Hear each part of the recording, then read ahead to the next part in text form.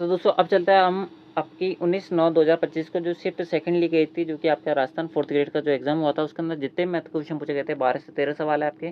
तो आज की इस वीडियो के अंदर हम उनका सोल्यूशन करने वाले हैं। तो बिना किसी देर के स्टार्ट करते हैं। सबसे पहला जो क्वेश्चन आपसे यहाँ पर पूछा गया था वो आपको अपनी स्क्रीन पर दिख रहा होगा। सबसे पहला क्वेश्चन आपसे यहाँ पर पूछा गया था कि यदि एक पुरुष जो है किसी काम को 72 दिन में कर सकता है और 4 पुरुष और 5 महिलाओं ने मिलकर उसको काम को पूरा किया 12 दिन में, तो बोला जा रहा है कि एक महिला उस काम को कितने दिन में पूरा कर सकती है, वो आपसे पर पूछा जा रहा है। देखो साफ सी बात क्या है, साफ सी बात यह है कि अगर एक मैन जो है एक काम को कितने दिन में कर सकता है, 72 दिन में कर सकता है। चार मैन जो है और 5 महिला जो है, 5 वुमेन जो है उस काम को कर रही है कितने दिन में, 12 दिन में। ठीक है, यानी कि इन सबके द्वारा जो काम पूरा किया गया है वो 12 दिन में पूरा किया गया है। और वही काम एक व्यक्ति 72 दिन में कर सकता है, यानी कि किसके बराबर है, आप बोलेंगे 72 एम के बराबर है। ठीक बात है यहाँ तक। इसके अंदर आपको कहीं भी दिक्कत नहीं होनी चाहिए, क्योंकि बहुत ज़्यादा बेसिक्स है, मैंने आपको सामने लाइन लिखी है। साफ सी बात है कि अगर मान लो कि आप है और आपका दोस्त है, आपका दोस्त 5 दिन में काम कर सकता है, आप जो है 4 दिन में काम कर सकते हो, काम सेम ही है, तो आप बोल सकते हो कि मेरी 4 दिन की एफिशिएंसी उसके 5 दिन की एफिशिएंसी के बराबर है। ठीक बात है यहाँ तक। तो इस चीज़ को मैंने यहाँ पर क्या लिख दिया है, मैथ की फॉर्म में लिख दिया है, आपको समझ आया होगा। आपको बस इसको सॉल्व करना है, मैन और वुमेन की एफिशिएंसी निकल जाएगी, फिर आपका आसानी से जो क्वेश्चन है वो सॉल्व हो जाएगा। देखो अगर आप सॉल्व करेंगे तो 12 चौका 48 होता है और 72 एम यहाँ पर हो जाएगा। तो आपको क्या करना है, 48 एम मैं आपके सामने सॉल्व करता हूँ उसको। 12 पंजे 60 वुमेन, ये किसके बराबर हो जाएगा, 72 मैन के बराबर हो जाएगा। अगर 60 वुमेन जो है वो किसके बराबर हो जाएगी, आप बोलेंगे 72 माइनस का 48, यानी कितनी वैल्यू हो जाएगी, आप बोलेंगे 16 48 होता है और 12 की 72 होता है। यानी कि इसको अगर आप सॉल्व करेंगे तो यहाँ पर कितनी वैल्यू हो जाएगी, आप बोलेंगे इतनी वैल्यू हो जाएगी। ठीक है, साफ सी बात है, मैंने इसको घटा दिया 72 में से। अगर आप 48 घटाएंगे तो कितनी वैल्यू बन जाएगी, आपके पास 24 बच जाएगी। ठीक बात है यहाँ तक, ठीक बात है। आपको अब क्या करना है, यहाँ पर मैन और वुमेन की एफिशिएंसी निकालनी है। अगर मैन और वुमेन की एफिशिएंसी का अगर आप रेशियो लिखेंगे तो यहाँ पर वैल्यू क्या आ जाएगी, आप बोलेंगे 60/24 आ जाएगा। अगर आप इसको काटेंगे कितनी वैल्यू बनेगी, यहाँ पर 10/4 वैल्यू बनेगी, यानी कि इतनी वैल्यू बन जाएगी यहाँ पर 5/2 बन जाएगी। ठीक बात है यहाँ तक, ठीक बात है। यानी कि मैन और वुमेन की एफिशिएंसी टोटल कितनी होगी, आप बोलेंगे इनका रेशियो आ गया कितना, 5:2। ठीक बात है। आपसे यहाँ पर बोला जा रहा है कि महिला उस काम को कितने दिन में पूरा कर सकती है। एक व्यक्ति की एफिशिएंसी कितनी है, 5। अगर एक व्यक्ति एक दिन में 5 काम कर सकता है तो उसको पूरा काम करने में कितना टाइम लग रहा है, बोलेंगे 72 दिन लग रहा है। यानी कि टोटल वर्क कितना हो जाएगा, आपका कुल काम कितना हो जाएगा, आप बोलेंगे 72 × 5 हो जाएगा। साफ सी बात है। अब उसी काम को किसको करना है, आप बोलेंगे एक महिला को करना है। तो महिला की एफिशिएंसी एक दिन की कितनी है, यानी कि एक दिन में कितनी टेबल बना सकती है, वो 2 टेबल बना सकती है। तो वो कितने दिन में इतनी सारी टेबलों को बना देगी, आप बोलेंगे इतने दिन में बना सकते हैं। अगर आप उसको काटेंगे 2 से तो ये कटेगा 36 बार, और 36 × 5 कितने होता है, 180 होता है। यानी कि ऑप्शन डी जो होगा वो आपका बिल्कुल सही आंसर हो जाएगा, यानी कि डी फॉर देवसेना जो होगा वो इसका करेक्ट आंसर हो जाएगा। ठीक बात है, यहाँ तक कोई दिक्कत वाली बात नहीं है और आपको समझ आया होगा ये क्वेश्चन। अगले पे चलता है। अगला बोला जा रहा है आपसे यहाँ पर दो संख्याओं का जो HCF और एलसीएम जो है उनका रेशियो दे रखा है आपको 1:6। दोनों संख्याओं का गुणन जो है वो आपको कितना दे रखा है, 96। तो एलसीएम पूछा रहा है। आपको पता होगा कि एलसीएम और HCF और दोनों संख्याओं के गुणनफल में क्या यहाँ पर क्या होता है, फॉर्मूला होता है, वो होता है अगर दो संख्या ए और बी है तो उन दोनों का गुणनफल जो होगा वो किसके बराबर होगा, आप बोलेंगे HCF × एलसीएम के बराबर होता है। ये फॉर्मूला होता है, आपको रटना पड़ेगा। अगर आपको याद नहीं है और याद है तो आप इस क्वेश्चन को बना पाएंगे। देखो यहाँ पर कितनी वैल्यू है, आप बोलेंगे दोनों संख्याओं का गुणनफल कितना है, आप बोलेंगे 96। HCF अगर एक है यानी कि x है तो एलसीएम कितना, आप बोलेंगे 6x है ना, मान लेते हैं हम। तो इन दोनों का गुणनफल कितना होगा, आप बोलेंगे 6x² होगा कि नहीं होगा, होगा है ना। तो आपको क्या पूछा जा रहा है, एलसीएम पूछ रहा है। सबसे पहले हम एक्स की वैल्यू निकालते हैं। ठीक है, तो अगर आप इसको सॉल्व करेंगे तो कितनी बार जाएगा, आप बोलेंगे 16 × 96 होता है, यानी कि एक्स की वैल्यू कितनी हो जाएगी, आप बोलेंगे 4 हो जाएगी। ठीक बात है। अगर एक्स की वैल्यू 4 है तो यहाँ पर एलसीएम कितना, आप बोलेंगे 6x है। तो यहाँ पर एलसीएम कितना हो जाएगा, आप बोलेंगे 6 × 4 यानी 24 हो जाएगा, यानी कि ऑप्शन सी करेक्ट है। ठीक है, आसान सवाल था। अगले चलता है। अगला बोला जा रहा है आपसे यहाँ पर यदि 35 बच्चे 28 महिलाएं और 32 पुरुष एक भोजनालय में गए, प्रत्येक बच्चे महिला और पुरुष का जो व्यय है वो इतना है, तो औसत व्यय कितना होगा, है ना। प्रति व्यक्ति औसत व्यय कितना है, यानी कि टोटल एवरेज व्यय पूछ रहा है ना, कितना खर्चा होगा। देखो वैसे इस क्वेश्चन को सॉल्व करने का आपके पास बहुत सारे यहाँ पर तरीके हो सकता है, लेकिन अगर आपको बिल्कुल ही कुछ नहीं आता है, यानी कि बिल्कुल भी अगर आपको दूसरा मेथड नहीं पता है तो आप इंटू वगैरह भी से भी कर सकते हैं ना। देखो कैसे करेंगे, अगर आप देखा जाए तो यहाँ पर टोटल खर्चा जो है यहाँ पर अगर एक बच्चे पर कितना खर्चा हो रहा है, 138 हो रहा है, तो 35 बच्चों पर कितना होगा, आप लेंगे 35 × 138 है ना। मैं आपको सबसे बेसिक तरीका बता रहा हूँ इस क्वेश्चन को सॉल्व करने का, 28 × 205। ठीक है, आपको पता होगा कि मैं इस लाइन को किस प्रकार से लिख पा रहा हूँ, है ना। 32 × 225 बटा कितना हो जाएगा, आप बोलेंगे 225 बटा टोटल कितने व्यक्ति, आप बोलेंगे 35 × 35 + 28 + 32, 35 28 और 32 कितना होता है, आप बोलेंगे 3 2 5 1 6 60 60 और 35 यानी कि 95। ठीक बात है यहाँ तक, ठीक बात है भाई, है ना। आपको सॉल्व करने के लिए आ रहा होगा क्वेश्चन कैसे सॉल्व होगा, है ना। आपको इस प्रकार से भाग देना और आपका आंसर आ जाएगा, ठीक है। निकटतम रूप में पूछ रहा है कि अप्रोक्स वैल्यू निकलेगी, ये बात ठीक बात है। अगर आप इस क्वेश्चन को अगर आप सॉल्व करना चाहेंगे तो कैसे सॉल्व करेंगे। देखो अगर मेरे को इसके अंदर कुछ ही नहीं दिख रहा ऊपर अगर सॉल्व करने के लिए, लेकिन 5 सब में से कॉमन आ रहा है, ठीक है। 5 सब में से कॉमन आ रहा है तो 5 में कॉमन ले लेता हूँ। यहाँ पर बचेगा 7, 7 इंटू 138 यानी कितनी वैल्यू बनेगी 791 और 856 यानी कि कितनी वैल्यू बनेगी 966। कितनी वैल्यू बनेगी 966। इसको आपको इंटू करना सिंपल है, आपका आंसर आ जाएगा। अगर मैं इसको काटूंगा यहाँ पर 5 से तो कितनी बार कटेगा 41 बार कटेगा, ठीक बात है। 41 इंटू 28 अगर मैं करूँगा तो कितनी बार कटेगा, आप बोलेंगे यहाँ पर ये कटेगा 28 इंटू 4 यानी कितना बनेगा 832 और 4 दूनी 8 यानी कि 112, 1120, 1120 और 28 कितना होता है भाई 1120 और 28 1188, 1120 और 28 1148 सॉरी, ठीक है बात है। यहाँ पे आप आराम से इंटू कर लेना, आपका ये वैल्यू बनेगी, है ना। 32 इंटू क्या करना है 225 करना है। अगर मैं इसको काटूंगा तो 4 बार कटेगा और ये यहाँ पर कितनी बार कटेगा 5 बार कटेगा, 5, ठीक बात है। 5 सब में से कॉमन लिया था तो मैंने यहाँ पर काट दिया। 45 इंटू 32 अगर मुझे करना है तो कितनी बार कटेगा 45 इंटू अगर मैं 3 करूँगा तो बचेगा 1350। 1350 में अगर मैं 90 जोड़ूंगा तो यहाँ पर कितनी वैल्यू बनेगी, आप बोलेंगे यहाँ पर बनेगी 1440। कितनी वैल्यू बनेगी 1440। तो ये आपको क्या आएगा इंटू करने पर आएगा, आप आराम से इंटू कर लेना, आपका वैल्यू यही बनेगी, ठीक बात है। अगर मैं अब इसको हटा दूँ तो यहाँ पर कोई दिक्कत वाली बात नहीं, क्योंकि इसका कोई काम बचा नहीं है अब यहाँ पर। और बट्टे में कितना चल रहा है, बोलेंगे 95 चल रहा है। अगर मैं इसको काटूंगा तो यहाँ पर कितनी बार कटेगा, आप बोलेंगे 19 बार कटेगा, है ना। तो अगर अब मुझे इसको सॉल्व करना है तो इन सब में क्या करना पड़ेगा, मुझे 19 का भाग देना है इन सब के जोड़ में। आप बोलेंगे बिल्कुल सही बात है। अगर आप इन सबको जोड़ेंगे तो कितनी वैल्यू बनेगी, देखो 966, 1148 और 1440, इन सबको क्या करना है प्लस करना है। जोड़ेंगे तो यहाँ पर कितनी वैल्यू बनेगी, आप बोलेंगे 8 6 14 एक से लगेगी, 6 4 10 7 14 14 1 15 एक से लगेगी, 9 1 10 10 1 11 11 1 11 4 कितने होता है, आप बोलेंगे 15 एक से लगेगी। यहाँ पर वैल्यू बनेगी 3 35 54 कितनी वैल्यू बनेगी, आप बोलेंगे 35 54 यानी कि 3554 जो होगा वो आपका यहाँ पर जोड़ने पर वैल्यू आ जाएगी। आप बोलेंगे बिल्कुल सही बात है। अगर आप इसको भाग देंगे तो कितनी बार जाएगा, आप बोलेंगे 19 से कम 19 होता है, कितनी वैल्यू बनेगी आपके पास यहाँ पर, आप बोलेंगे यहाँ पर आपके पास बच जाएगा 16। 165 में अगर आप 19 का भाग देंगे तो 19 8 152 होता है, 8 बार कटेगा, यहाँ पर वैल्यू बन जाएगी 13। यहाँ पर फिर उसके बाद भाग देंगे तो 19 छिके 114 होता है, 19 छिके कितने होता है 114 होता है ना, 19 छिके कितने होता है 114 होता है, यानी कि आपके पास वैल्यू बनेगी 20। लेकिन 19 7 100 क्या होता है 77 होता है, 133 होता है, 19 7 कितने होता है 133 होता है। तो 187 पॉइंट लगभग आंसर आएगा, और 187 के पॉइंट के अप्रॉक्स जो आंसर दे रखा है वो हमें ऑप्शन बी के अंदर दे रखा है। One of the best question है, ठीक है। यानी कि कैलकुलेशन बहुत ज़्यादा है, कम समय में आपको ज़्यादा कैलकुलेशन करनी पड़ेगी, यानी कि आपको माइंड के अंदर जो है ये सारे गुणा भाग करने पड़ेंगे, नहीं तो आप इस क्वेश्चन को नहीं बना पाएंगे। यानी कि ऑप्शन बी जो होगा वो करेक्ट आंसर होगा। मैंने आपको बता दिया कैसे आपको इस क्वेश्चन को सॉल्व करना है, बिल्कुल बेसिक मेथड से, ठीक है।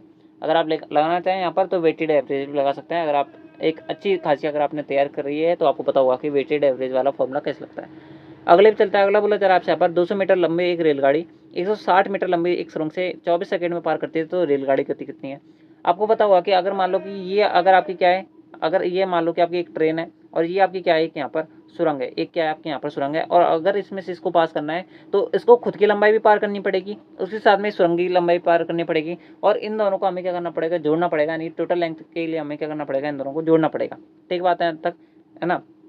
तो टोटल लंबाई कितनी हो जाएगी उसकी, यहाँ पर आप बोलेंगे 200 मीटर, तो यहाँ पर खुद एक रेलगाड़ी की लंबाई है और 160 मीटर लंबी सुरंग है, यानी टोटल कितनी मीटर उसको कवर करना पड़ेगा, आप बोलेंगे 360 मीटर करना पड़ेगा कवर। और कितने सेकंड में वो इस डिस्टेंस को कवर कर रही है, आप बोलेंगे 24 सेकंड में डिस्टेंस को कवर कर रही है, यानी कि उसकी चाल कितनी हो जाएगी, आप बोलेंगे 360/24। लेकिन आएगा किसके अंदर आंसर हमारा, मीटर पर सेकंड के अंदर आएगा, क्योंकि अकॉर्डिंग टू क्वेश्चन मीटर पर सेकंड के अंदर हमें आंसर निकलेगा। लेकिन हमें क्वेश्चन का अंदर आंसर में दे रखा है, आपको दे रखा है किलोमीटर प्रति घंटे के अंदर। किलोमीटर प्रति घंटे में अगर आपको मीटर पर सेकंड को कन्वर्ट करना है तो आपको किस इंटू करना पड़ेगा, आप बोलेंगे 18/5 इंटू करना पड़ेगा, ठीक बात है कि नहीं है। आप बोलेंगे बिल्कुल सही बात है, बस आपको इसको सोल्व करना है, आपका आंसर आ जाएगा। अगर आप काटेंगे तो 24 पंजे 120 होता है, 120 से अगर आप 360 को काटोगे तो कितनी बार कटेगा, आप बोलेंगे 3 बार कटेगा, और 18 इंटू 3 कितना हो जाएगा, आप बोलेंगे 54 किलोमीटर प्रति घंटा हो जाएगा, यानी कि ऑप्शन सी करेक्ट हो जाएगा, ठीक बात है। अगले पे चलते हैं, अगला बोला जरा आपसे पर यदि रेनू एक पर्स को 7500 रुपये में बेचने पर 20% का लाभ कमाती है और दूसरे पर्स को 8550 रुपये में बेचने पर 5% की हानि होती है, तो उसे लाभ होगा या हानि कितने परसेंट, ये हमें बताना है। देखो साफ सी बात क्या है, साफ सी बात यह है कि उसने टोटल जो है लागत कितनी लगाई वो हमें निकालनी पड़ेगी पहले। देखो 7500 का एक माल खरीदा और 8550 का एक माल खरीदा, यानी कि उसकी टोटल कॉस्ट प्राइस कितनी पड़ जाएगी, यानी कि टोटल क्रय मूल्य कितना पड़ेगा आपका यहाँ पर, आप बोलेंगे यहाँ पर इतना पड़ेगा, इन दोनों को जोड़ना पड़ेगा 0 5, 10 और 1650, यानी कि 1650 उसका क्या हो जाएगा, आप बोलेंगे कॉस्ट प्राइस हो जाएगा। 1650 क्या हो जाएगा, उसका कॉस्ट प्राइस हो जाएगा। अब हमें क्या निकालना पड़ेगा, उसका सेलिंग प्राइस, यानी कि उसने कितने का प्रॉफिट कमाया और कितने का यहाँ पर लॉस कमाया है ना।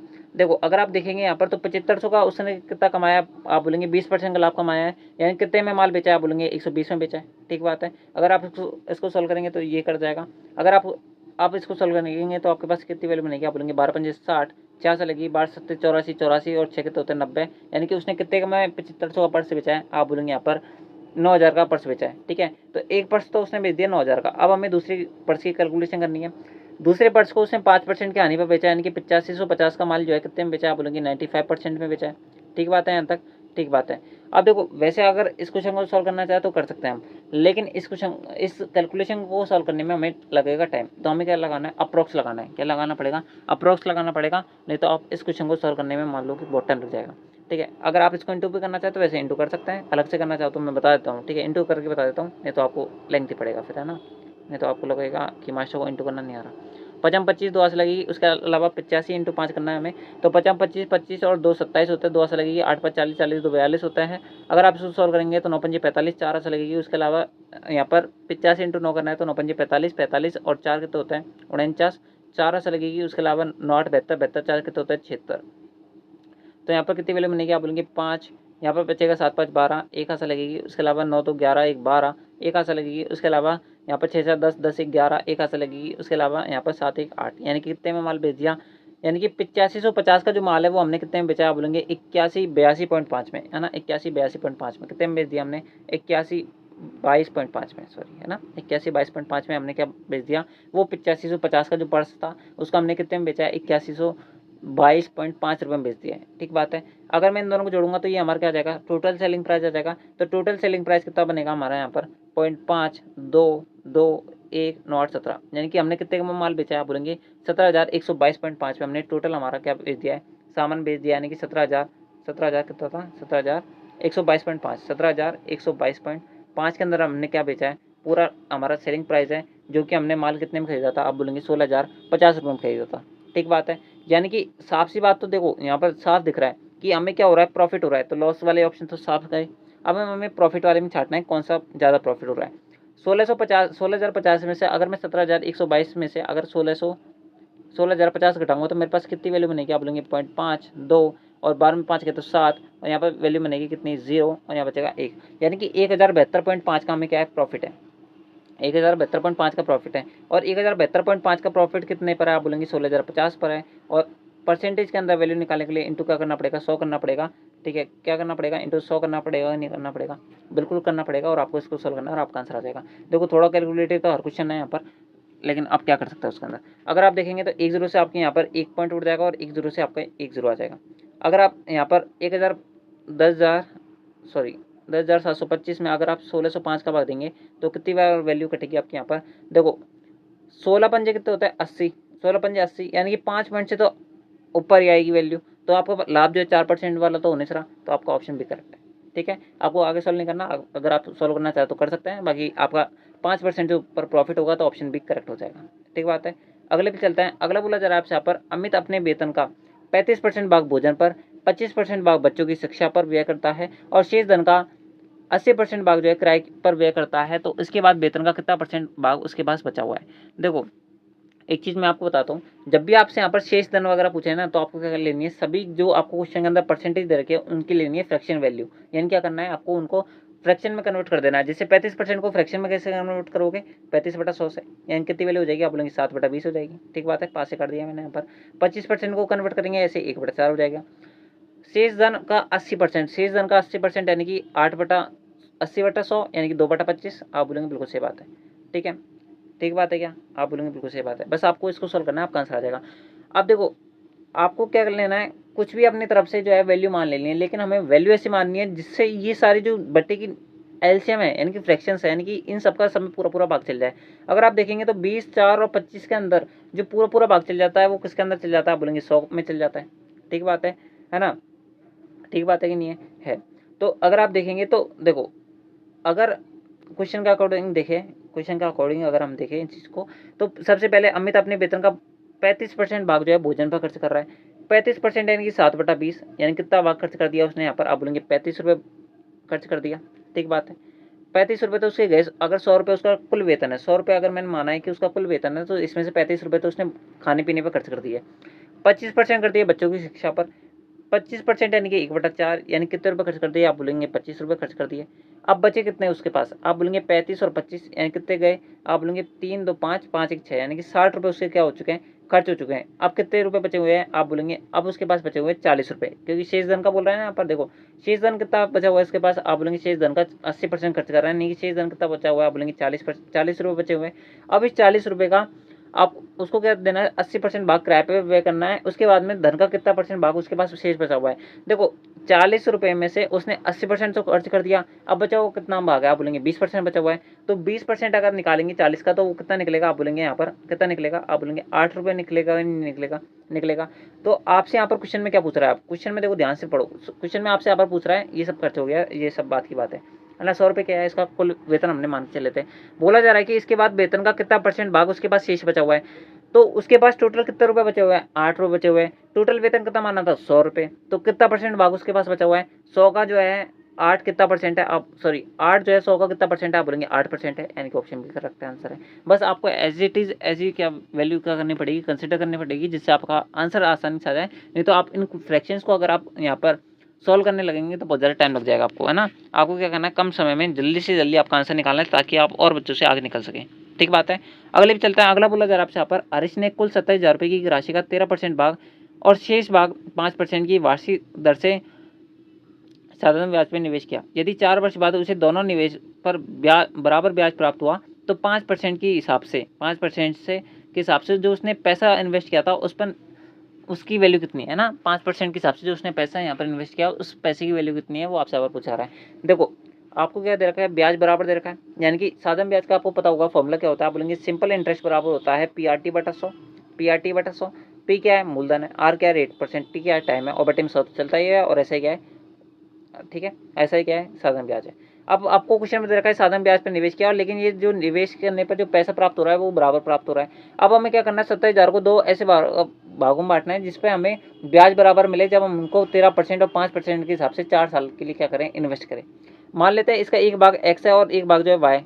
ठीक बात है, यहाँ तक हम ऐसे मान लेते हैं ना, 27,000 माइनस एक्स नहीं करना है, ऐसे वैल्यू के अंदर जो मतलब जो क्वेश्चन सॉल्व करेंगे तो उसके अंदर वैल्यू का जो मान है उसको सॉल्व करने के लिए हमें बहुत ज़्यादा एफर्ट लगाना पड़ेगा, और हम जो है बिल्कुल भी मेहनत करने वाले आदमी नहीं है, हम जो है कम समय में अच्छा आंसर निकालेंगे। ठीक है, ऐसे ही दोनों का बराबर है, यानी कि इसका मतलब क्या हुआ कि एक्स अमाउंट को जो मैंने यहाँ पर 13% के हिसाब से 4 साल के लिए इन्वेस्ट किया तो उससे पर ब्याज इतनी प्राप्त होगी मुझे, और वाई अमाउंट को अगर मैंने यहाँ पर 5% के हिसाब से 4 साल के लिए इन्वेस्ट किया तो उसके अंदर जो पैसा प्राप्त हो रहा है वो बराबर है। ये बात वैल्यू हो गई, और इसको मैं क्या कर दिया, मैथमेटिकल फॉर्म में मैंने क्या कर दिया, लिख दिया यहाँ पर। समझ आएगा वो कैसे लिखा है। अगर आप इसको सोल्व करेंगे तो 100 से 100 कट जाएगा, 4 से 4 कट जाएगा, यानी कि दोनों जो वैल्यू हमने यहाँ पर इन्वेस्ट किया उसका रेशियो कितना हो जाएगा, आप बोलेंगे 5/13 हो जाएगी, नहीं हो जाएगी, हो जाएगी। अब आपसे क्वेश्चन में क्या पूछा जा रहा है ना, देखो मैं वापस दिखा देता हूँ।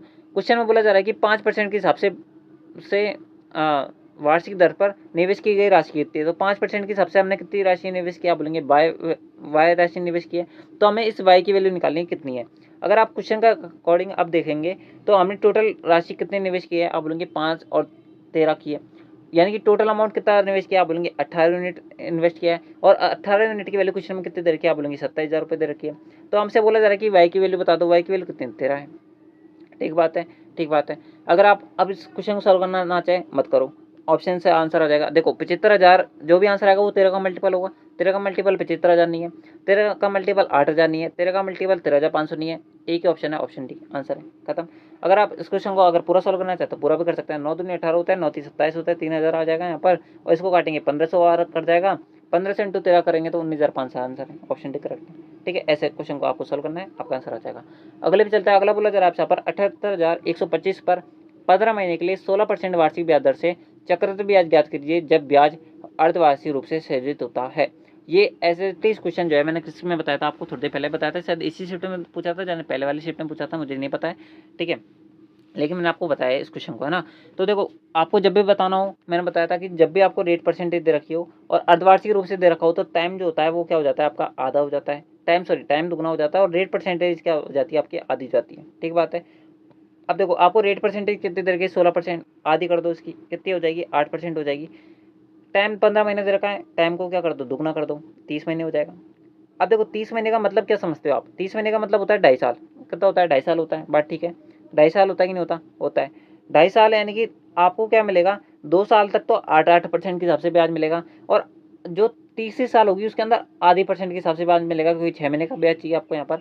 आप देखो, अगर आपको पता होगा कि साधारण ब्याज पे तो हम क्या करते हैं, सिंपल इंटरेस्ट जो होता है वो हर साल का समान होता है, 400। अगर मान लो कि एक अमाउंट है जिस पर आपको 2% की ब्याज मिल रही है, तो 2% के हिसाब से आपको हर साल ब्याज मिलेगी। लेकिन चक्रवृद्धि ब्याज पे क्या होता है, ब्याज पर भी ब्याज मिलती है, यानी कि वो 2% तो मिलेगा, लेकिन जो उसके अंदर ब्याज का अमाउंट बना है उस पर भी परसेंटेज ब्याज मिलेगा। वैसे ही यहाँ पर मतलब इसके अंदर क्या होता है, सक्सेसिव लगता है, इस पर क्या लगेगा, सक्सेसिव लगेगा। तो 8% का आपको क्या लगाना है, सक्सेसिव लगाना है। देखो 2 साल तो आपको 8-8% के हिसाब से ब्याज मिलेगा, और तीसरे साल के अंदर क्या लगेगा, 8 का भी आधा लगेगा, यानी कि 4% के हिसाब से ब्याज मिलेगा या नहीं मिलेगा, मिलेगा। तो अब आपको क्या करना है, जो आपको ऑप्शन दे रखे हैं ना, मैं गारंटी दे सकता हूँ इस बात की, अप्रोक्स ऑप्शन है, एज इट इज आंसर हो ही नहीं सकता, ठीक है। क्योंकि जिस हिसाब से ये वैल्यू जो बनी है ना, ये अप्रोक्स आंसर देंगे हमें। तो देखो कैसे सॉल्व करेंगे, अगर आप इस क्वेश्चन को, 8 और 8 कितना होता है, 16, 16 और 4 22 होता है। वैसे 3 साल का सक्सेसिव अगर आपको निकालना नहीं आता है तो आप 2-2 साल का भी निकाल सकते हैं। 8 और 8 का सक्सेसिव कितना होगा, आप बोलेंगे 16.64 होगा। अब मुझे कैसे पता चला इस बात को, देखो मैं आपको डायरेक्ट बताता हूँ, ज़्यादा फॉर्मूले हर बार लगाने की जरूरत नहीं होती, हमेशा कभी कभार जो है थोड़ी बहुत दिल लगानी होती है। जब भी आपको दो समान रेट परसेंटेज के सक्सेसिव निकालना हो, जैसे 5-5 का निकालना है, 4-4 का निकालना है, 10-10 का निकालना है, 20-20 का निकालना है, कुछ का भी निकालो, जब समान हो तो आपको क्या करना है, इन दोनों को जोड़ देना है, और जोड़ा हुआ तो वैल्यू है वो आगे लिख देना है, और जो इन दोनों का स्क्वायर होगा उसको पीछे लिख देना है पॉइंट के बाद में, बस आपका आंसर आ जाएगा। अब जैसे 5-5 का निकालना है तो कितना निकलेगा, 5-5 10, और इन दोनों का स्क्वायर कितना होगा, 10.25, ये इसकी सक्सेसिव निकलेगा। ऐसे ही अगर आप यहाँ पर अब बोलोगे कि इसको जो है आप फॉर्मूले से अगर निकालना चाहते हो कैसे निकालोगे, अगर आपको फॉर्मूला निकालना है तो आपका निकलेगा फॉर्मूला 8+8 + 8 लेकिन अगर आप ऐसे सॉल्व करोगे तो थोड़ा टाइम ज़्यादा लगेगा, और क्वेश्चन को आप टाइम नहीं दे पाओगे, इस बात की गारंटी मानना मेरी।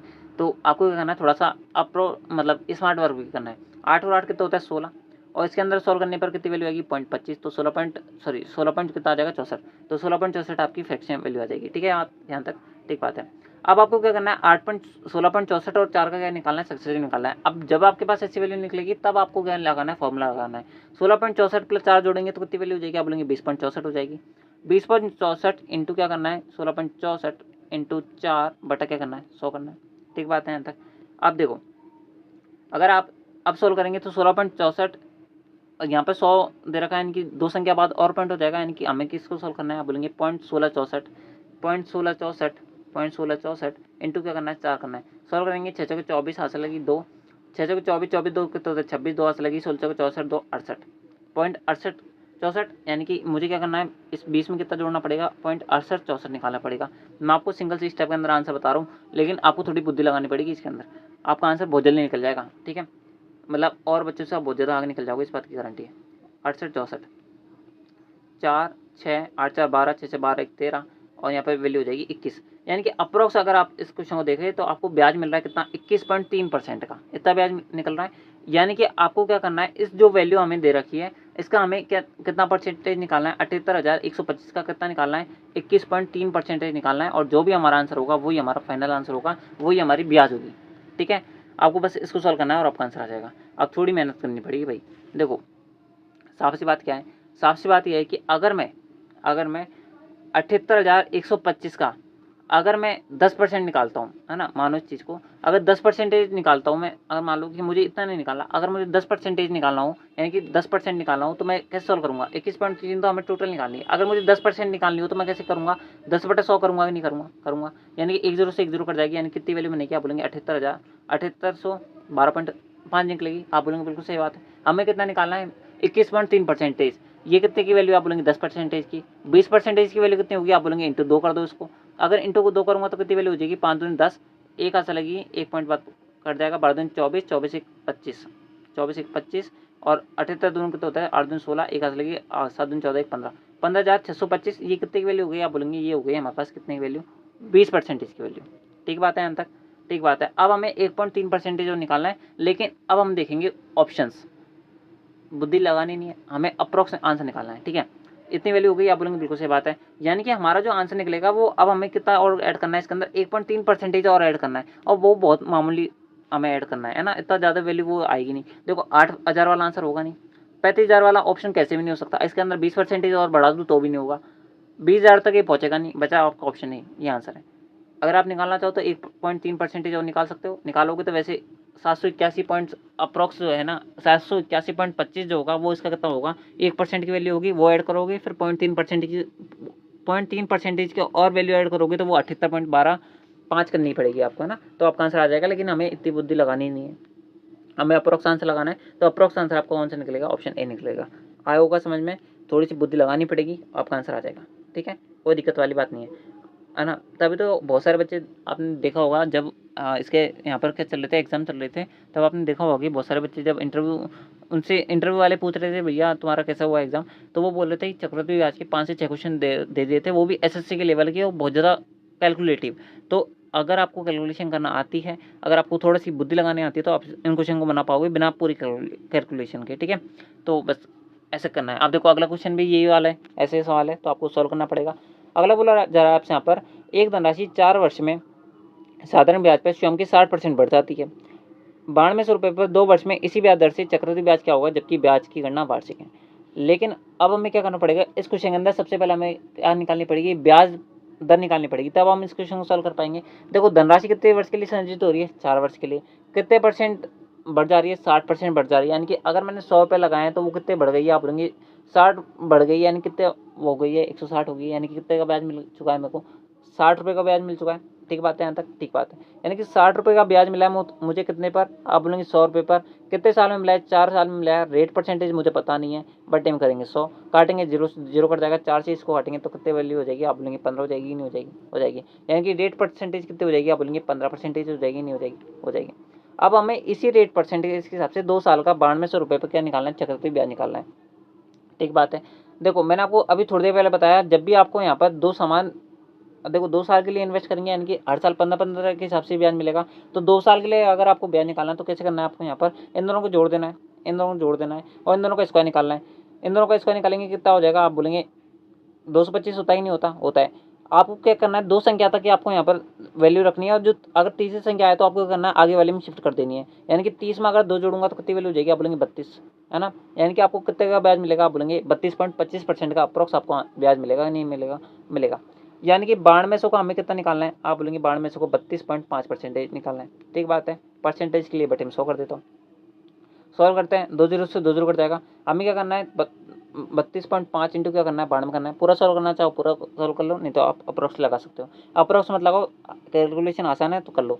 देखो 25 2 50 होता है, यानी कि 5 बचेगा, है ना, यानी कि 50 बचेगा, ठीक है, बाद में लगाएंगे 1 जीरो। 3 दूनी कितना होता है, 6 होता है, इंटू करते हैं, 9 पंजे 45, 4 अच्छा लगी, 9 दूनी 18, 18 4 कितना होता है, 18 4 कितना होता है, 22 होता है, 9 3 27, 27 2 कितना होता है, 29 होता है। अगर आप इन सबको जोड़ोगे तो कितनी वैल्यू बनेगी, 0 0 6 2 8 1 9, और इसके अलावा 29। ठीक बात है, ठीक बात है क्या, ठीक बात है। हमने कहीं गड़बड़ी कर दी है क्या, एक बार वापस देख लेते हैं। देखो 60% के हिसाब से ब्याज मिलेगा, तो आपको वैल्यू बनेगी 60 और 100, यानी कि 100 कर जाएगा, 4 के हिसाब से 15% ब्याज मिलेगी। 15 के हिसाब से आपको 2 साल के हिसाब से चक्रवृद्धि ब्याज पूछ रहा है। चक्रवृद्धि ब्याज अगर आपसे यहाँ पर पूछा जा रहा है 2 साल का 9200 पर, 9200 पर, तो यहाँ पर वैल्यू बनेगी 32 225। ओह सॉरी सॉरी सॉरी, मेरी गलती है, यहाँ पर क्या गलती कर दी है मैंने, यहाँ पर 32.5 नहीं मिल रहा है, यहाँ पर 32.25 मिल रहा था, ठीक है, यहाँ पर ये मेरी गलती हो गई है, आई एम सॉरी। तो ये आपको क्या करना पड़ेगा, सॉल्व करना पड़ेगा, यानी कि आपको यहाँ पर इसकी वैल्यू निकालनी है, ठीक है। तो इस कारण से आपको एक कैलकुलेशन वापस करनी पड़ेगी, ठीक है। तभी मैं सोचा यहाँ पर 2900 से तो आंसर ज़्यादा आएगा, लेकिन यहाँ पर क्या दे रखी है, फ्री वैल्यू नहीं दे रखी है ना, तो इस कारण से मेरी गलती हो गई है, तो मैं बताता हूँ, ठीक है। इसको अगर आप सॉल्व करेंगे आप, तो 25 2 50 होते हैं, और 32 दोनों कितने होते हैं, 64 होते हैं, 25 नंबर कितने होता है, 225 होते हैं, यानी कि 2 हाथ से लगेगी, और 32 नंबर कितने होते हैं, 9 2 18 2 20, 2 हाथ से लगी, और 9 3 27 2 29, है ना। आपको इसको सॉल्व करना है, यानी कि इन दोनों को जोड़ देना है आपको, और एक संख्या बाद पॉइंट लगाना है। अगर आप इन दोनों को जोड़ेंगे तो कितनी वैल्यू बनेगी, यहाँ पर वैल्यू बनेगी, क्या था यहाँ पर, 92 था ना, तो यहाँ पर वैल्यू बनेगी 0 0 6 1 7, 7 वैल्यू बनेगी, ठीक है। यहाँ पर वैल्यू बनेगी 7, यहाँ बनेगी 6, यहाँ बचेगी 9, यहाँ बचेगा 2, एक संख्या बाद पॉइंट लगानी है, सॉरी एक संख्या बाद पॉइंट लगाना था, सॉरी 2 संख्या बाद पॉइंट लगाना है, यहाँ पर 2 संख्या बाद पॉइंट लगाना है, तो 2 संख्या बाद पॉइंट लगेगा, यानी कि आपके पास वैल्यू कितनी बनेगी, आप बोलेंगे 29.67, यानी कि ऑप्शन 1 करेक्ट आंसर है। ठीक बात है, है ना, थोड़ी सी मेरे पास कैलकुलेशन मिस्टेक हो गई थी, यानी कि लिखने में दिक्कत हो गई थी, इस कारण से जो है गलत आंसर आ गया था, लेकिन अब आपका करेक्ट आंसर आ गया। ठीक है, ऐसे सोल्व करना है ना, इसलिए आपको एक एक स्टेप ध्यान से लिखनी है। अब यहाँ पे तो मेरा खुद का एग्जाम थोड़ी चल रहा है, लेकिन भाई आपको वहाँ पे तो ध्यान से लिखना पड़ेगा। ठीक बात है। अगले पे चलता है, अगला बोला जा रहा है आपसे यहाँ पर 840 विद्यार्थियों का एक विद्यालय में लड़कों और लड़कियों की संख्या में अनुपात 5:3 था, कितने लड़कियों को और प्रवेश दिया जाए ताकि ये अनुपात जो है 5:4 हो जाए। ठीक बात है। अब देखो, आपको इस क्वेश्चन को सॉल्व करने का बेस्ट मेथड बताता हूँ। 5:3 है, हमें क्या करना है, 5:4 करना है। किसको बताना है, बॉयज़ और गर्ल्स। हमें कौन ऐड करनी है, आप बोलेंगे लड़के ऐड करनी है, तो लड़के तो सेम होने चाहिए, तो हमें क्या करनी है, लड़के ऐड करनी है। बॉयज़ सेम होने चाहिए, अगर पहले 5 थे तो अब भी 5 होने चाहिए। आप बोलेंगे बिल्कुल सही बात है, यानी कि पहले 10 लड़के थे तो आज भी 10 होने चाहिए। बढ़ानी तो हमें लड़के आए तो लड़के बढ़ानी है। आप बोलेंगे बिल्कुल सही बात है। यहाँ पर बॉयज़ तो सेम है, यानी कि हमें कोई भी इंटू वगैरह नहीं करना है। लड़कियाँ कितनी बढ़ी है, आप बोलेंगे 1 यूनिट बढ़ी है। कितनी यूनिट बढ़ी है, आप बोलेंगे 1 यूनिट बढ़ी है। पहले टोटल रेशियो कितना था, 5:3 था, यानी टोटल वैल्यू कितनी थी, आप बोलेंगे 8 यूनिट थी। 8 यूनिट की वैल्यू क्वेश्चन में कितने दे रखी है, आप बोलेंगे 840 दे रखी है, यानी कि 1 यूनिट की वैल्यू कितनी आएगी, आप बोलेंगे 1 यूनिट की वैल्यू आएगी 105। कितनी आएगी, 105 आएगी, है ना, कितनी आएगी, 105 आएगी। यानी कि हमें 1 यूनिट की वैल्यू कितनी है, 105, और हमने बढ़ानी भी कितनी है, आप बोलेंगे 1 यूनिट बढ़ानी है। यानी कि टोटल कितनी लड़कियाँ हमें ऐड करनी पड़ेंगी, आप बोलेंगे 105 लड़कियाँ हमें ऐड करनी पड़ेंगी, यानी कि और यहाँ पर क्या करनी पड़ेंगी, लानी पड़ेंगी, ताकि ये जो रेशियो कितनी हो जाए, 5:4 हो जाए, यानी कि ऑप्शन बी आपका बिल्कुल सटीक आंसर है। ठीक बात है, आसान सवाल था। अगले पे चलता है, अगला बोला जा रहा है आपसे यहाँ पर एक थैली में हरी, लाल और नीले गेंदों का जो अनुपात दे रखा है वो यहाँ पर दे रखा है 4:6:9 दे रखा है। यदि नीले गेंदों की संख्या लाल गेंदों की संख्या से 15 अधिक है तो थैली में कुल कितने यहाँ पर बोले हैं। बहुत आसान सवाल है। देखो देखो, ग्रीन दे रखा है, रेड दे रखा है और ब्लू दे रखी है। इन सबका रेशियो कितना दे रखा है, 4:6:9 दे रखा है। बोला जा रहा है कि यदि नीली गेंदों की संख्या, नीली गेंद कितनी है, 9, लाल गेंदों की संख्या कितनी है, 6, इससे कितने अधिक है, 15 अधिक है, लेकिन एक्चुअल में कितने अधिक है, आप बोलेंगे 3 यूनिट अधिक है। 9 से 6 जो है 3 कम है, यानी कि 3 यूनिट अधिक है ब्लू गेंदे, आप बोलेंगे बिल्कुल सही बात है। इसकी वैल्यू कितनी देखिए 15। तो बोला जा रहा है कि थैले में कुल गेंदें कितनी है, थैले में टोटल गेंदें कितनी है, आप बोलेंगे 4 और 6 10, 10 2 19, यानी कि 19 यूनिट की वैल्यू हमसे पूछी जा रही है कितनी होगी। तो यहाँ पर 3 यूनिट की वैल्यू अगर 15 है तो 1 यूनिट की वैल्यू कितनी होगी, आप बोलेंगे 5, तो 19 यूनिट की वैल्यू कितनी हो जाएगी, आप बोलेंगे 19 × 5, यानी कितनी वैल्यू हो जाएगी, आप बोलेंगे 95, यानी कि 95, ऑप्शन डी ठीक है ना, आया हुआ आसान सवाल था। अगले पे चलता है, अगला बोला जा रहा है आपसे यहाँ पर अंकित ने और अमन ने एक व्यवसाय में 3:2 के हिसाब से क्या करी है, यहाँ पर हिस्सेदारी चालू किया, यानी कि निवेश किया है सबसे पहले, और अंकित और अमीश द्वारा निवेश की गई राशि का अनुपात जो है वो कितना है, यहाँ पर 2:1 है। तो वर्ष के अंत में अगर उन्हें इतना टोटल लाभ होता है, यानी कि 1,57,300 का अगर टोटल लाभ होता है तो अमन को कितनी राशि प्राप्त होगी। आसान सा सवाल है, आपको 3 रेशो दे रखे हैं, सॉरी 2 रेशो दे रखे हैं, आपको इन दोनों को ऐड करना है, फिर आपका आंसर आ जाएगा। देखो भाई, अंकित को मैं अंकित नहीं लिख रहा हूँ, अंकित को लिख रहा हूँ मैं यहाँ पर ए के, ठीक बात है।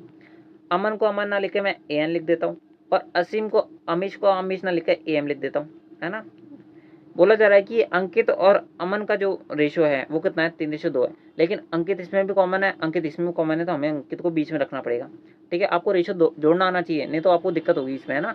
तो आपको क्या करना है, अमन को एक साइड रखना है ना, और अंकित को एक साइड रखना है। ठीक है, अगर अंकित और अमन का रेशियो 3:2 है तो अमन और अंकित का रेशियो कितना होगा, बोलेंगे 2:3। हमने रेशियो को जस्ट उल्टा कर दिया है, क्योंकि हमने पर्सन उल्टे कर दिया इसलिए, है ना। अंकित और अमीश का रेशियो कितना है, आप बोलेंगे 2:1। अंकित और अमीश का रेशियो कितना है, 2:1। आपको इन दोनों को जोड़ना आना चाहिए। कैसे जोड़ेंगे, देखो अगर आपको कुछ भी नहीं आता है ना, इसके अंदर जोड़ना नहीं आता, मान लो अभी तो ये 2 रेशियो है, अगर 10 रेशियो हो जाए ऐसे तो कैसे जोड़ोगे। तो आपको क्या करना है, जो लास्ट वाली वैल्यू है उसको एज इट इज लिख देना है। यहाँ पर 3 है, यहाँ पर 3 लिख दो, यहाँ पर 2 है, यहाँ पर 2 लिख दो। आपको इन दोनों का मल्टीप्लाई करना है, 4 6 और 3 हो जाएगा, नहीं हो जाएगा, हो जाएगा। यानी कि इन दोनों का जो इन्वेस्टमेंट का यानी कि प्रॉफिट का रेशियो होगा वो कितना होगा, 4 6 और 3 होगा। ठीक बात है, यहाँ तक ठीक बात है। बोला जा रहा है कि उनको वर्ष के अंत में टोटल लाभ कितना हो रहा है, 1,57,300 का हो रहा है। टोटल लाभ कितना है, आप बोलेंगे 13 यूनिट का है। 4 6 10 10 3 13 यूनिट का लाभ है। ये किसकी वैल्यू दे रखी है, आप बोलेंगे 1,57,300 की दे रखी है। बोला जा रहा है कि अमन को कितनी राशि प्राप्त हुई। ठीक है, आपसे क्वेश्चन बोला जा रहा है कि अमन को कितनी यहाँ पर राशि मिलेगी। तो अमन कौन है, अमन ये नहीं है, ये तो असीम है। अमन कौन सा था, हमारा 4 यूनिट वाला था, तो 4 से मेरे को इंटू करना पड़ेगा। ठीक बात है, तो आपको क्या करना पड़ेगा, बस इसको सोल्व करना है, आपका आंसर आ जाएगा। 13 से काटेंगे अगर आप इसको, तो 13 कम 13 होता है, 2 6 बचे, 2 7 बचेगा, 13 दूनी 26 होता है, 13 कम 13 होता है, यानी कि 121 बार कट गया, और साथ में चल रही है 2 0। ठीक है, कभी भी ऐसे जीरो वगैरह चल रही होती है ना, तो इनको ध्यान मत दिया करो, आप मेन वैल्यू को ध्यान दो। जीरो आपने आप ऐड हुई आपको, है ना, ऑप्शन के अंदर मिल जाएंगी। ठीक है, कभी लोड मत लिया करो ऐसे। अगर सॉल्व करेंगे तो 0 0 यहाँ पर आ जाएगा, 4 बार यहाँ पर ही कटेगा, और 12 48, यानी कि 48 400 जो होगा वो करेक्ट आंसर होगा, यानी कि ऑप्शन जो सी है वो इसका बिल्कुल सटीक आंसर है। अगला बोल रहा है आपसे यहाँ पर ए जो है किसी काम को 2 दिन में कर सकता है, बी जो है उस काम को 3 दिन में कर सकता है। दोनों ने मिलकर एक साथ काम किया, शेष काम सी ने 1 दिन में किया। ठीक है, बात है। यदि सी अकेला उस काम को पूरा करे तो उसे करने में कितना टाइम लगेगा? देखो, टाइम एंड वर्क का क्वेश्चन है, कैसे सॉल्व करेंगे इस क्वेश्चन को?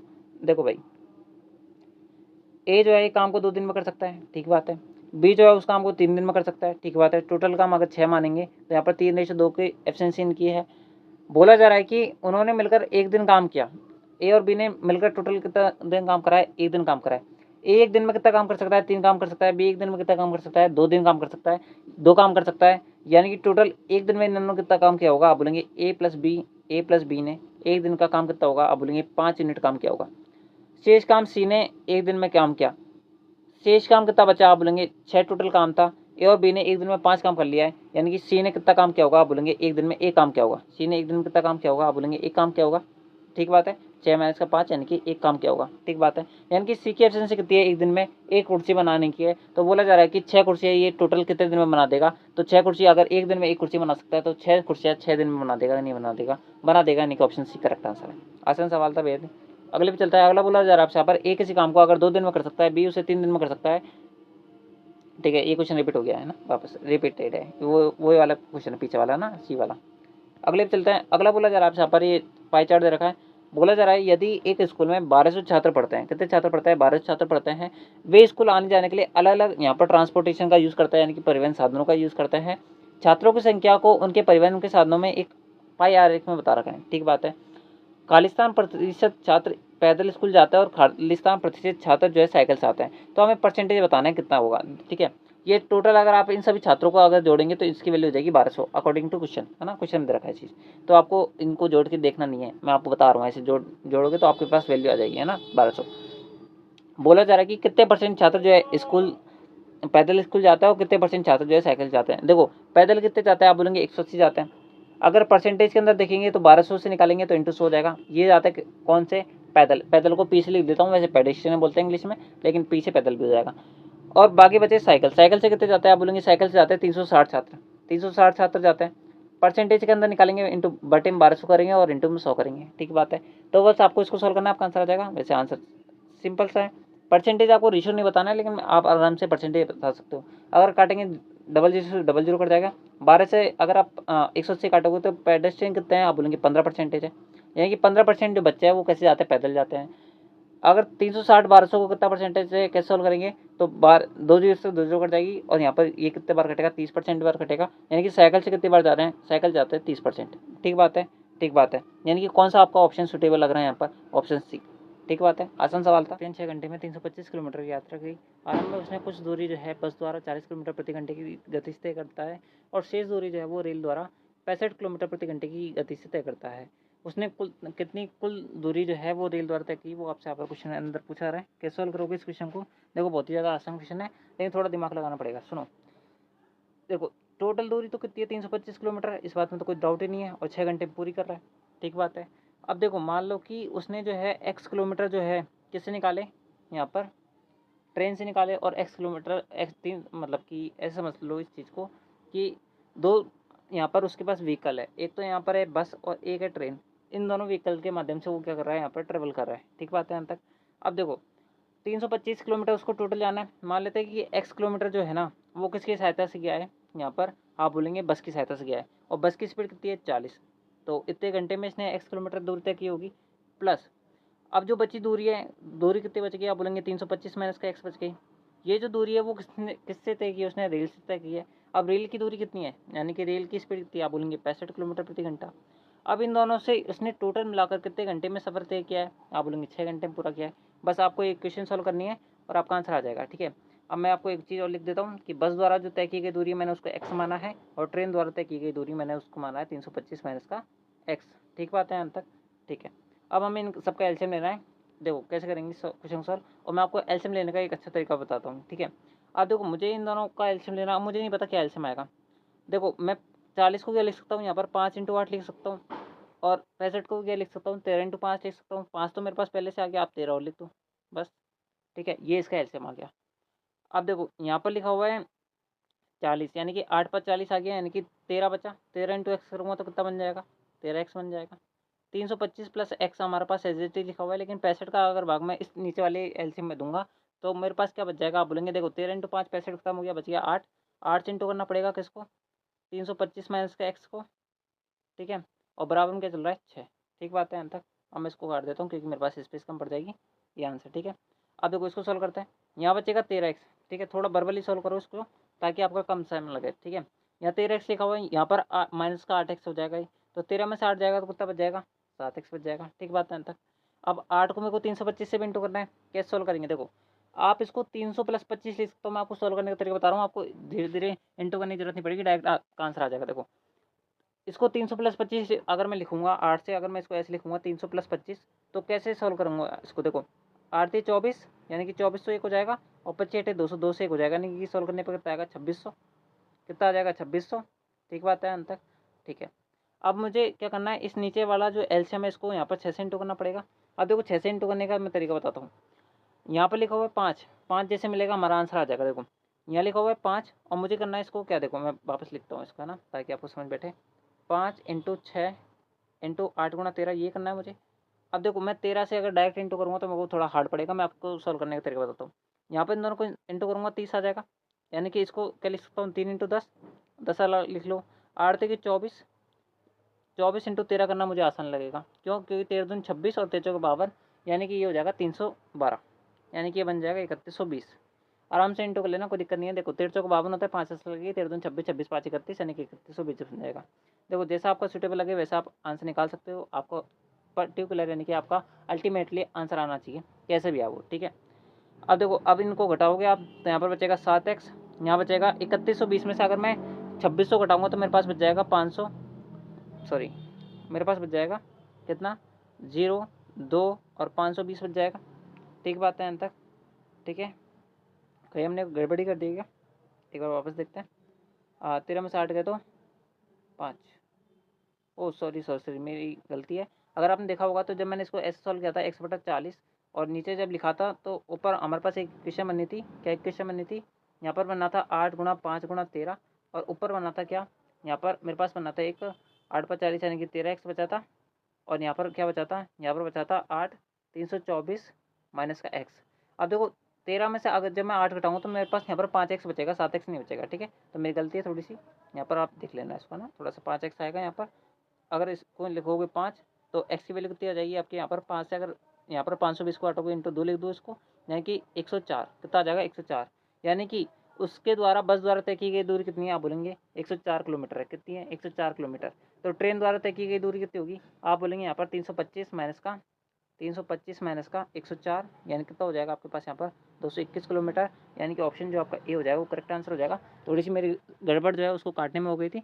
ठीक है, तो ध्यान दे लेना उस जगह, बाकी आपका आंसर आ जाएगा। ठीक है, तो ऑप्शन एक करेक्ट आंसर है। चलते हैं अगले क्वेश्चन पर, अगले चलते हैं। और अगली जो है वो आपकी शिफ्ट खत्म हो चुकी है, यानी कि जितने भी सवाल मैंने आपको बताए वो थे आपके कितने 19 तारीख की शिफ्ट सेकंड के अंदर पूछे गए सवाल। 19 तारीख 2025 को जो आपकी शिफ्ट सेकंड होती है उसके अंदर जितने मैथ क्वेश्चन पूछे गए थे मैंने आपको सोल्यूशन बता दिया है, विद इन सेकंड बताया है। आप अगर अपनी तरफ से खुद की तरफ से इंप्लीमेंट करके इन क्वेश्चन को सॉल्व करने की कोशिश करेंगे तो आप इन क्वेश्चन को वाकई में बहुत जल्दी बना पाएंगे। ज़्यादा से ज़्यादा आपको 2 मिनट से ज़्यादा एक भी क्वेश्चन के अंदर ऑप्शन के अंदर आपको यहाँ पर दिक्कत नहीं आएगी, और आराम से इस क्वेश्चन को बना सकते हैं। ठीक है।